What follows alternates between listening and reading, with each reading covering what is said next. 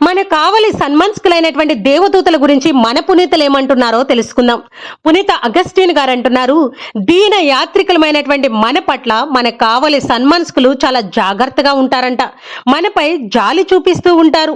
దేవుని ఆజ్ఞ ప్రకారం మనకు సహాయం చేస్తూ ఉంటారు. మనం ఇష్టమైన చోటుకు వెళ్ళినప్పుడు మన కావలి దూతలు మనకి తోడుగా వస్తూ ఉంటారు అని తెలియచేస్తున్నారు. ఇంకా పునీత జేరోమ్ గారు అంటున్నారు, మానవుని ఆత్మ మికిలి పరిశుద్ధంగా ఉండడం గౌరవప్రదమైనది. అందుకే అది జీవం పోసుకున్నప్పటి నుండి ఒక్కొక్క మనిషికి ఒక్కొక్క కావలి సన్మనస్కులను దేవుడు ఏర్పాటు చేశారు అని తెలియచేస్తూ ఉన్నారు.